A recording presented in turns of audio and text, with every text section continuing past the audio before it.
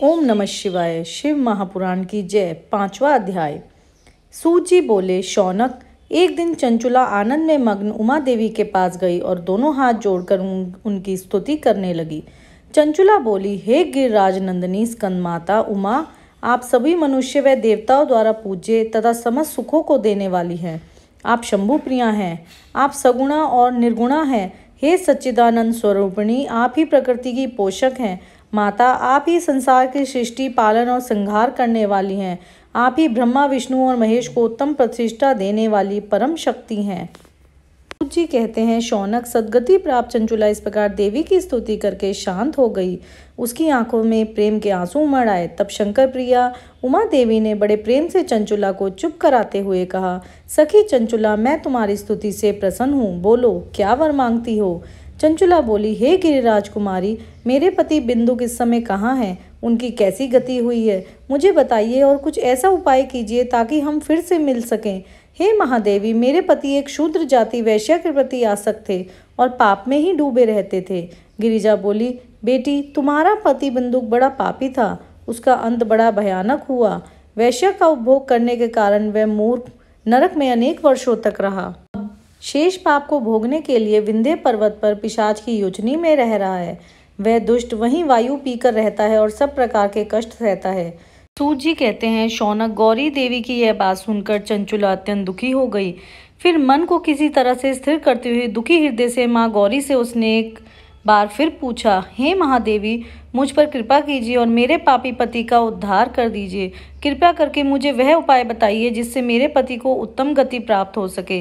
गौरी देवी ने कहा, यदि तुम्हारा पति बिंदुक शिव पुराण की पुण्यमयी उत्तम कथा को सुनेगा तो वह इस दुर्गति को पार करके उत्तम गति का भागी हो सकता है। अमृत के समान मधुर गौरी देवी का यह वचन सुनकर चंचुला ने दोनों हाथ जोड़कर मस्तक झुकाकर उन्हें धन्यवाद किया। प्रार्थना की कि मेरे पति शिव पुराण की कथा सुन ले, ऐसी कुछ व्यवस्था कीजिए माता।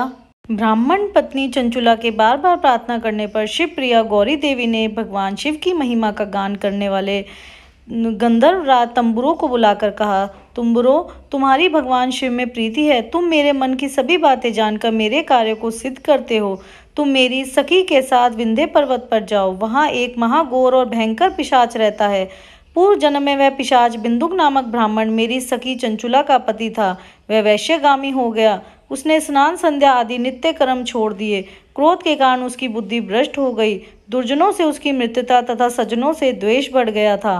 वह अस्त्र शस्त्र से हिंसा करता, लोगों को सताता और सज्जनों से द्वेष बढ़ाता था। चांडालों से दोस्ती करता, वह रोज वैश्या के पास जाता था। पत्नी को त्याग कर दुष्ट लोगों से दोस्ती कर उन्हीं के संपर्क में रहता था। वह मृत्यु तक दुराचार में फंसा रहा। मृत्यु के बाद उसे पापियों के भोग स्थान यमपुर ले गए। वहाँ घोर नरकों को सहकर इस समय वह विंध्य पर्वत पर पिशाच बन गया है और अपने कर्मों का फल भोग रहा है। तुम उसके सामने परम पुण्य में पापों का नाश करने वाली शिव पुराण की दिव्य कथा का प्रवचन करो। इस कथा को सुनने से उसका हृदय सभी पापों से मुक्त होकर शुद्ध हो जाएगा और वह पिशाच योनि से मुक्त हो जाएगा। दुर्गति से मुक्त होने पर उस बिंदुक नामक पिशाच को विमान पर बिठाकर तुम भगवान शिव जी के पास ले जाना। सूत जी कहते हैं, शौनक, माँ उमा का आदेश पाकर गंधर्वराज तुम्बुरो प्रसन्नता पूर्वक अपने भाग्य की सराहना करते हुए चंचुला को साथ लेकर विमान से पिशाच को निवास स्थान पर विंध्य पर्वत ले गए। वहां पहुंचकर उन्होंने उस विकराल आकृति वाले पिशाच को देखा। उसका शरीर विशाल था, उसकी ठोड़ी बड़ी थी। वह कभी हंसता, कभी रोता और कभी उछलता था।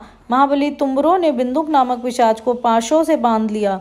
उसके पश्चात तुम्बुरो ने शिव पुराण की कथा बताने के लिए स्थान तलाश कर मंडप की रचना की।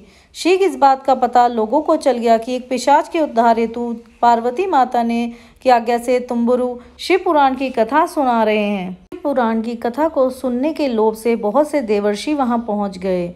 पिशाच बिंदुक को पाशों से बांधकर आसन पर बिठाया गया। तब तुम्बुरो ने परम उत्तम शिव पुराण की अमृत कथा का गान किया। उससे पहले विदेश्वर संहिता से लेकर 7वीं वायु संहिता तक शिव पुराण की कथा का स्पष्ट वर्णन किया। 7 संहिताओं सहित शिव पुराण को सुनकर सभी श्रोता कृतार्थ हो गए।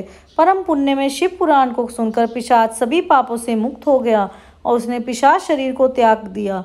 शीघ्र ही उसका रूप दिव्य हो गया। उसका शरीर गौण वर्ण का हो गया। शरीर पर श्रेष्ठ वस्त्र एवं पुरुषों के आभूषण आ गए। इस प्रकार दिव्य देहधारी होकर बिंदुक अपनी पत्नी चंचुला के साथ स्वयं भी भगवान शिव का गुणगान करने लगा। उसे इस दिव्य रूप में देखकर सभी को बहुत आश्चर्य हुआ। उसका मन परम आनंद से परिपूर्ण हो गया।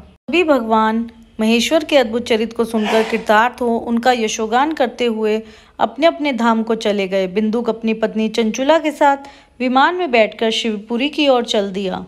महेश्वर के गुणों का गान करता हुआ बिंदुक अपनी पत्नी चंचुला व तुम्बरों के साथ शीघ्र ही शिवधाम पहुंच गया।